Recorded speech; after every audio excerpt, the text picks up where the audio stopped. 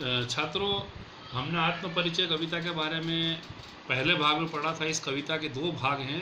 पहला भाग आत्मपरिचय था और दूसरा भाग जो इस कविता का है, इसमें थोड़ा सा कविता का रूप चेंज हो गया पूरा का पूरा। यहाँ पर कवि दूसरे शब्दों में आ गया है और कवि का यहाँ कविता का जो शार का मुख्य नाम जो है कविता का, दिन जल्दी जल्दी ढलता है। यानी यहाँ पर समय के बारे में कवि बताने का प्रयास कर रहा है कि समय कितनी तेज़ी से गुजर जाता है, दिन कितनी जल्दी बदलता रहता है, समय चेंज होता रहता है। समय आखिर जो कभी हमारे पास इंतज़ार जो होता है वो कैसा होता है, इंतज़ार जब करते हैं तो हमें बड़ा लंबा समय लगता है, लेकिन जब हम उस इंतज़ार रूपी काम में मग्न हो जाते हैं तो हमें समय कम पड़ने लगता है। तो इसी में कविता के पहले कुछ 8 लाइनें दी हुई है। पहले मैं कविता की 8 लाइनें आपको पढ़ के सुनाता हूँ और उसके बाद मैं इसका अर्थ भी आपको समझाऊँगा।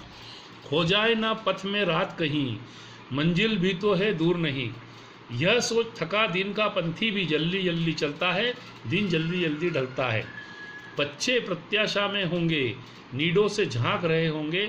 यह ध्यान परों में चिड़िया के भरता कितनी चंचलता है, दिन जल्दी जल्दी ढलता है।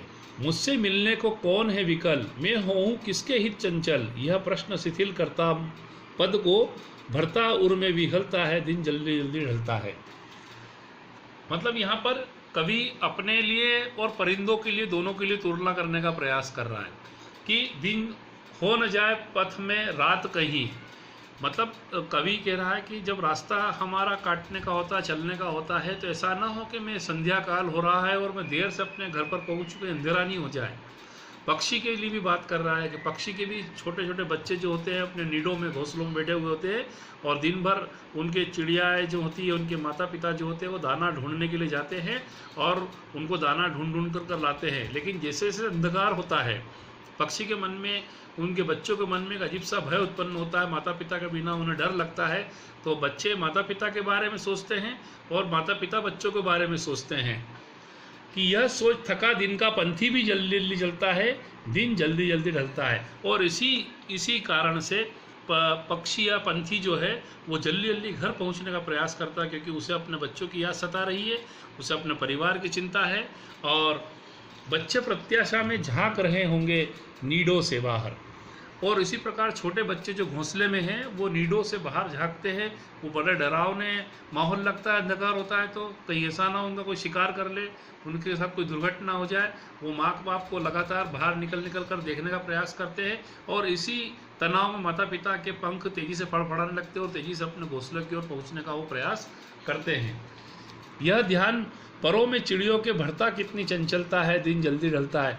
और यही ध्यान, बच्चों की चिंता ही उसके माता पिता के कदमों में तेज़ी लेकर के आ जाती है, उनके मन में भावनाएं प्रबल हो जाती है और वो जल्दी रास्ता खत्म करना चाहते हैं, अपने गंतव्य स्थल पर पहुंचना चाहते हैं। मुझसे मिलने को है कौन विकल, मैं हूँ किसके हित चंचल। यहाँ पर कवि अपने बारे में बात कर रहा है। कवि तो अकेला है, उसका कोई परिवार नहीं है। उसे लगता है कि मैं घर पर भी हूँ तो अकेला हूँ और समाज में भी बाहर भी घूम रहा हूँ तो अकेला हूँ। और यही निराशा उसके कदमों को धीमा कर देती है। वह सोचता है कि अगर मैं जल्दी भी घर चला भी गया तो मैं घर जाकर के करूँगा क्या, मेरा इंतजार करने वाला कौन है। और यही विहलता, दुख उसके मन में उभर करके सामने आता है। यह प्रश्न शिथिल करता है पद को, भरता उर में विहलता है, दिन जल्दी जल्दी ढलता है।